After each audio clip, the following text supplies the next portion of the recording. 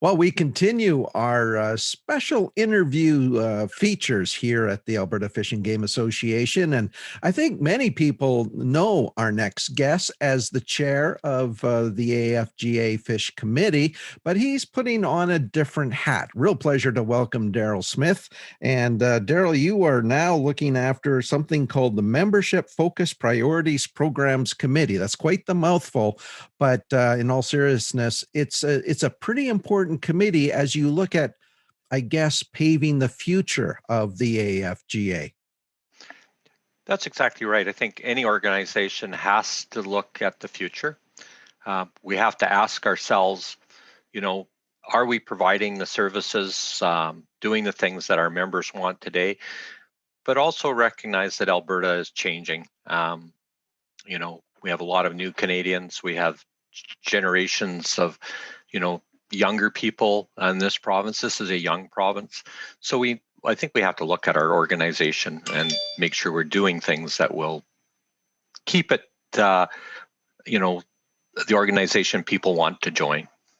What are some of the steps that your committee is going through in order to determine that path? So we obviously want to look at membership, what we can do for the members themselves. What do those members want us to do? So a lot of that's to deal with the focus of the organization. And what I mean by that is that, are we a habitat organization such as our Wildlife Trust Fund, okay?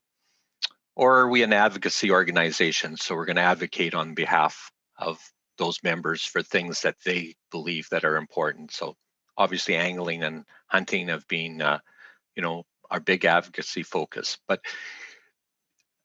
there's a change in attitudes, and it's a lot about the experience. And experience sometimes goes beyond fishing, goes beyond hunting. It's about the camping, being out there in the nature. So we have to make sure that the organization is representing the interests of a lot of different people. And there lies in a challenge because let's face it, from a structural point of view, from an administrative point of view, you don't have the big numbers that maybe Ontario, Saskatchewan, British Columbia have in terms of supporting a wide range of programs. So there are certainly some very practical challenges that are blocking this path, aren't there? Yeah, Alberta first of all, the public has a lot of choice into which organizations they want to support, perhaps more so than other provinces. So, that's a challenge for an organization such as AFGA that's so multifaceted, has so many different things. So we're not just looking after, say, habitat. So you're right, is that we rely on our members to fund the organization, and thank goodness that they will open their pockets and help. But at the same time, we're very small. We only have really 2 staff in the office right now, or 3 staff. That's it. So we rely on our volunteers perhaps more than any other organization in the conservation area. When you look at, I mean, let's face it, the Alberta Fish and Game Association has been built on a legacy. It's been around for a long time. When you come in and tinker with that element, how difficult is that? So, as a society, people are resistant to change, anyways. That's true.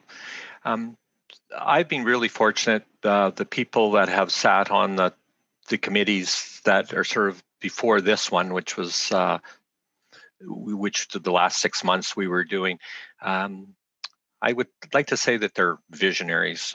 They're looking at the future. That's what they believe is important.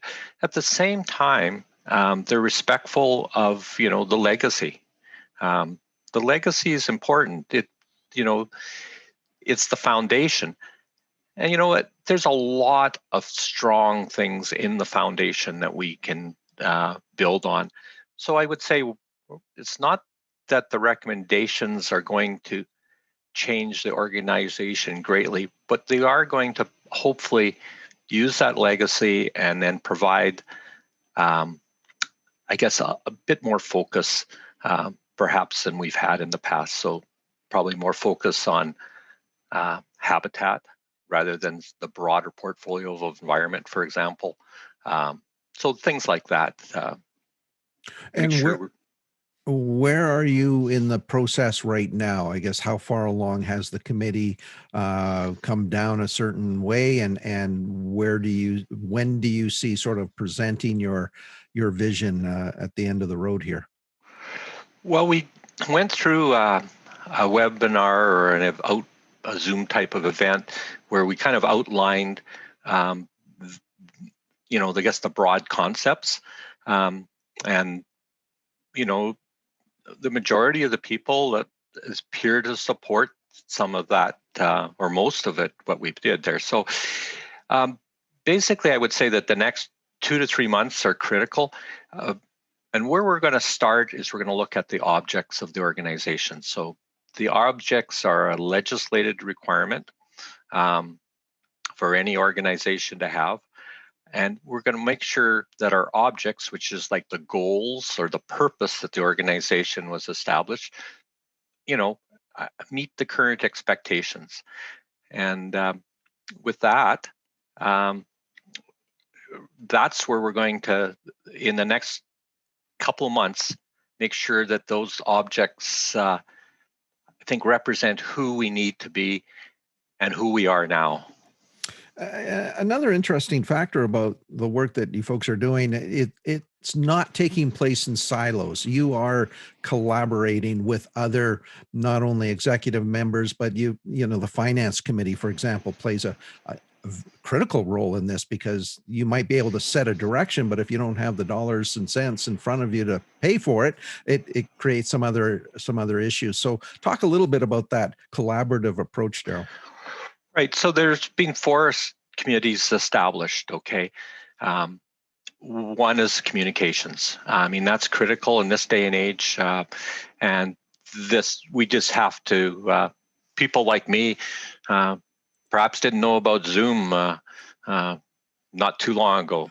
I still struggle with Facebook, but the way we communicate has changed. So we have a communications, and that's absolutely critical. We have a governance committee now. Governance is, how the organization is going to run. Do the bylaws allow us to do the things that we're supposed to do? And then you're totally right. The finance committee, or FAR, capacity, like, everyone wants us to do everything, but we do have to make some real choices. And so this is a collaborative approach. We share our information from ours, and we ask the other committees, okay, how can we enable this? Or maybe we can't enable it all, but let's come up with a direction. Maybe it's 2 years down the road or 3 years down the road, but let's let the members know, where we're going. All right, we'll leave it there. Darryl Smith, thank you so much for your time. And folks, just remember, if you've got some comments or questions, please send them in to the Alberta Fish and Game Association, and those will be addressed. Till next time, I'm Michael Short.